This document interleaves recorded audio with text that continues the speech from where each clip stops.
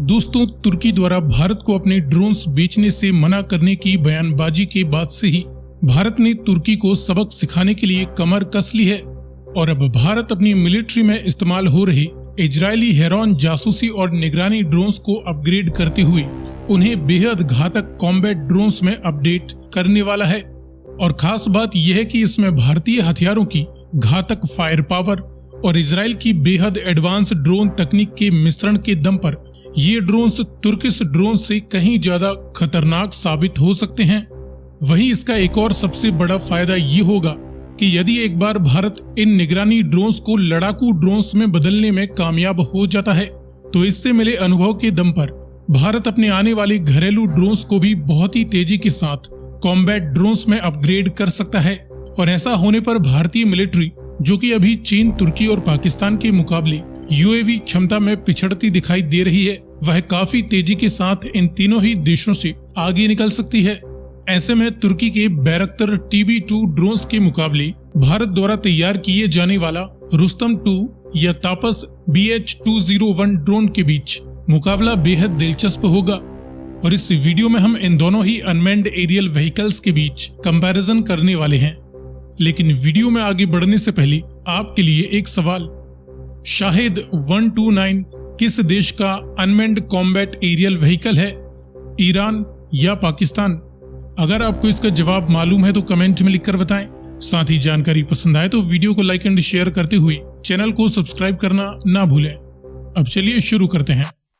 दोनों ही ड्रोन्स के कुछ प्रमुख स्पेसिफिकेशंस के beach side by side comparison से पहले आइए जल्दी से जानते हैं इनके बारे में। इसमें पहले बात करें तुर्किश बैरक्तर TB2 की, तो इसका निर्माण तुर्की की बाइकार कंपनी ने किया है और ये एक medium range long endurance unmanned combat aerial vehicle है जिसकी अब तक करीबन 300 से ज्यादा यूनिट्स बन चुकी हैं, जिनका इस्तेमाल तुर्किश आर्म्ड फोर्सेस के अलावा दुनिया के करीबन 2 दर्जन से ज्यादा देश करते हैं। ये भारत के पड़ोसी देश पाकिस्तान के पास भी है और इस ड्रोन ने आर्मेनिया अजरबैजान युद्ध, रशिया यूक्रेन युद्ध व अन्य कई सैन्य विवादों में अपनी काबिलियत को साबित भी किया है। तो वहीं दूसरी ओर भारतीय तापस BH-201, जिसका पूरा नाम है tactical airborne platform for aerial surveillance beyond horizon, ये भी एक मीडियम रेंज लॉन्ग इंड्योरेंस लेकिन अनमैन्ड एरियल व्हीकल है। ये रुस्तम ड्रोन का नेक्स्ट वेरिएंट यानी रुस्तम 2 भी कहा जाता है। इंडियन मिलिट्री इसके प्रोटोटाइप्स की परफॉर्मेंस देखकर इतना इम्प्रेस हुई कि इसकी करीबन 76 यूनिट्स का ऑर्डर पहले ही दिया जा चुका है। फिलहाल ये एक कॉम्बैट यानी लड़ाकू ड्रोन नहीं है और इसका निर्माण केवल सर्विलांस यानी निगरानी जैसे मिशंस के लिए किया जा रहा है, लेकिन इसे अमेरिका के general Atomics MQ-1 predator drone की तर्ज पर ही बनाया जा रहा है। और जिस तरीके से भारत अपने इजरायली सर्विलांस ड्रोन्स को कॉम्बैट ड्रोन्स में अपडेट कर रहा है, ऐसे में इसकी भी बहुत अधिक संभावना है कि इसे भी भविष्य में तकनीक व परफॉर्मेंस में अपग्रेड करते हुए एक कॉम्बैट ड्रोन में बदल दिया जाएगा, क्योंकि MQ-9 प्रेडेटर भी पहले एक सर्विलांस ड्रोन ही हुआ करता था, लेकिन आज ये अपग्रेड के बाद बेहद घातक कॉम्बैट ड्रोन्स में गिना जाता है। यही वजह है कि तापस और TB2 की एक दूसरे के साथ तुलना की जा रही है। आइए अब करते हैं इनके कुछ प्रमुख फीचर्स के बीच एक quick side by side comparison. पहले बात करें साइज की, तो तापस BH-201 की लंबाई 9.5 मीटर बताई जाती है। इसके विंग स्पैन की चौड़ाई 20.6 मीटर तक है। इसका खाली यानी एम्प्टी कंडीशन में वजन 1800 किलोग्राम टोटल होता है। ये अपने साथ 350 किलोग्राम का पेलोड भी कैरी कर सकता है। इसके मुकाबले बैरक्तर TB2 इस ड्रोन की लंबाई महज 6.5 मीटर है। विंग स्पैन की टोटल चौड़ाई 12 मीटर बताई जाती है। इसका एम्प्टी वेट महज 500 किलोग्राम तक है और ये अपने साथ 150 किलोग्राम तक का पेलोड कैरी कर सकता है। इसके बाद इन दोनों ही ड्रोन्स के पावर यानी इंजन की बात करें, तो तपस ड्रोन के प्रोटोटाइप वेरिएंट्स में 2 NPO Saturn 36T wing mounted turboprop engines का इस्तेमाल किया गया था, जो कि इसे 74.5 किलोवाट का थ्रस्ट अलग अलग प्रोवाइड करते थे। लेकिन इसके प्रोडक्शन वेरिएंट में इस्तेमाल किया जा रहा है 2 VRDE इंजन्स का, जो कि इसे 130 किलोवाट का थ्रस्ट अलग अलग प्रोवाइड करेंगे। प्रोपेलर्स की बात करें तो तपस एक 3 ब्लेड कांस्टेंट स्पीड प्रोपेलर वाला यूएवी है। तो इसके मुकाबले बैरक्टर TB2 में एक Rotex 912 IS internal combustion engine इस्तेमाल किया जा रहा है, जो कि इसे 75 किलोवाट का थ्रस्ट प्रोवाइड करता है। ये एक 2 ब्लेड वाला वेरिएबल पिच प्रोपेलर यूज करता है। इन इंजन्स की परफॉर्मेंस की बात करें तो तपस की मैक्सिमम स्पीड 224 किलोमीटर प्रति घंटा बताई जाती है।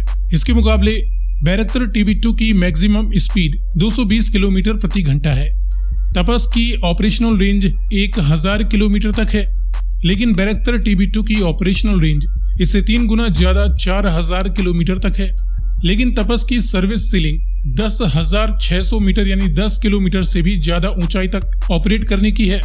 बैरक्टर TB2 की सर्विस सीलिंग 7,500 मीटर के करीब ही बताई जाती है। एंड्योरेंस की बात करें तो तपस लगातार 24 घंटे तक मिशंस को अंजाम दे सकता है।